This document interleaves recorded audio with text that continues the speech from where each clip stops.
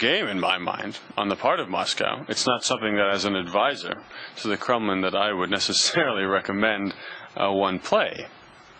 That said, there is an unmistakable geopolitical element to gas cutoffs, and that's also something we must not forget. But it is a potent mixture of personal interests and messages being sent to European countries that, well, in fact, you have not diversified your gas supplies, and therefore we have significant leverage over you, and that has enormous foreign policy consequences.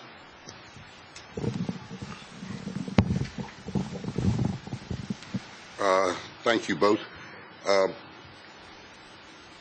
We've gone through the 10 minutes allowed each speaker for questions and answers. Would you like to turn this over? Does anybody have any questions at this stage? Nobody has questions. All right, I'll have a question. Do you think Nabucco is doable? Is it a serious project? Is the EU 100% committed to the Nabucco pipeline? Or is it still a dream, a discussion club? Keith? Well, that's...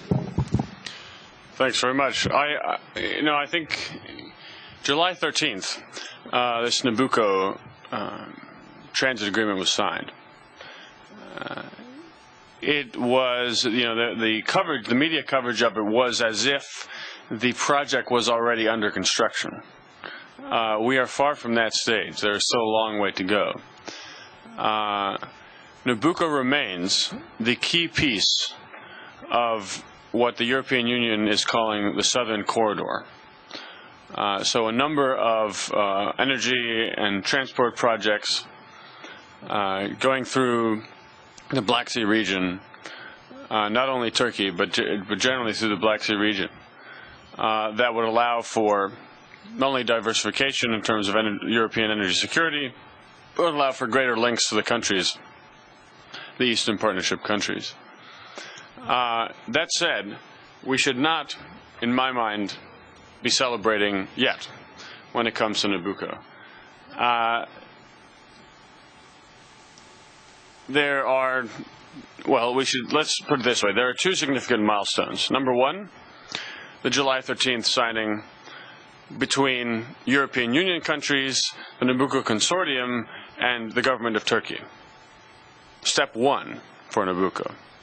Step two is, step 2 and 3, let's say, signing on producer countries.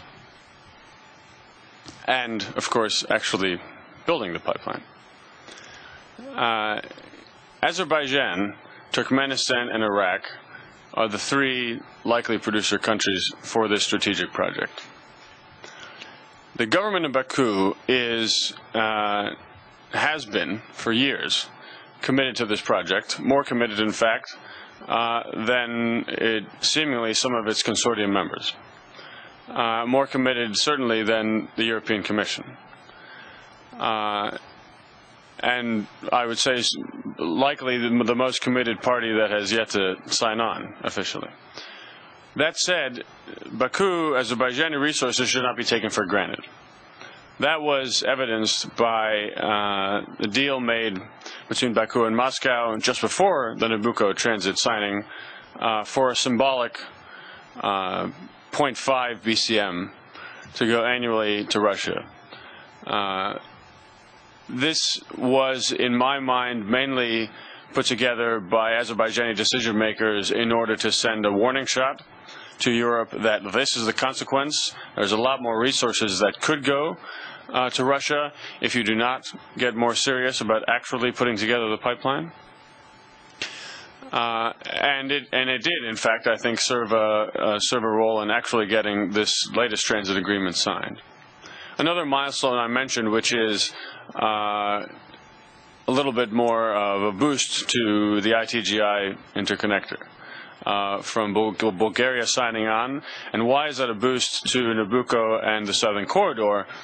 Because within that deal, it became clear that Sofia was backing away from the rival Russian-backed South Stream project.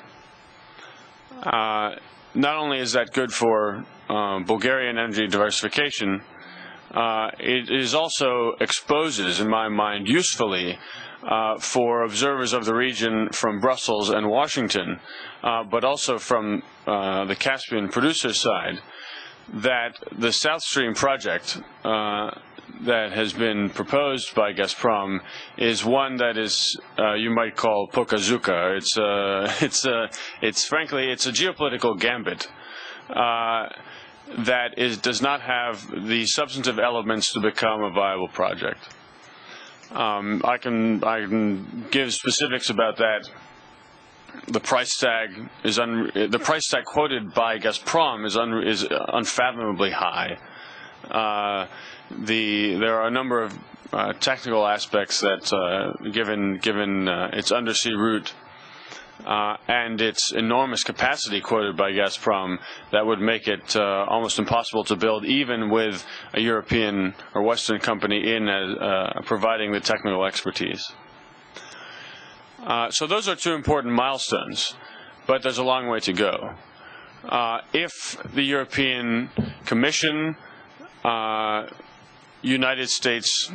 important United States actors in the region, I'm thinking here of Ambassador Morningstar, for example, the U.S. Special Envoy for Eurasian Energy, as well as higher level officials from Washington that ought to go to the region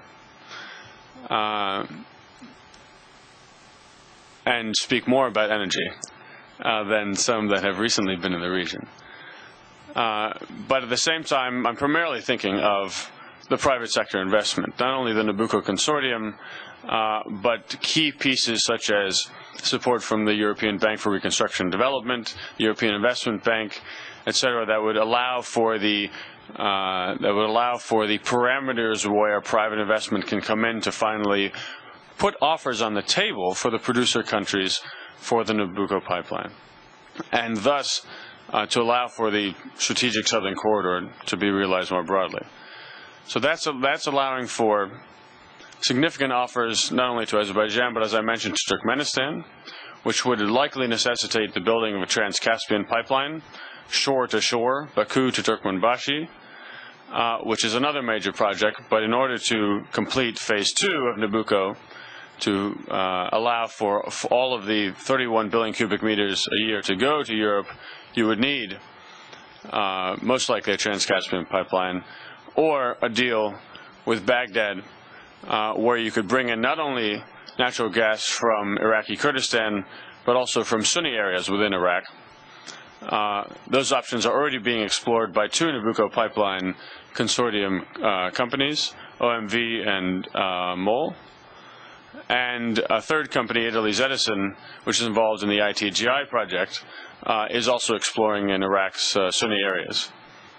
There are a number of options still, but the fact remains that now is not a time to celebrate that we have reached a deal on July 13th.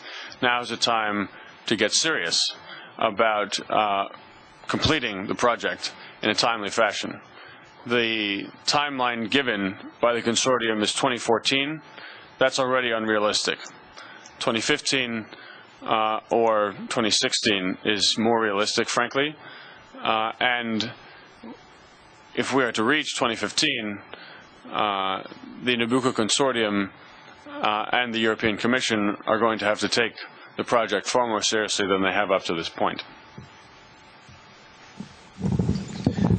I would just add that he's right. 2015, 2016 as probably a realistic completion date is for Nabucco, leaves a long time in between. And what does Europe do in between? Particularly the East Central European countries, who are under enormous pressure from Russian cutoffs and threats.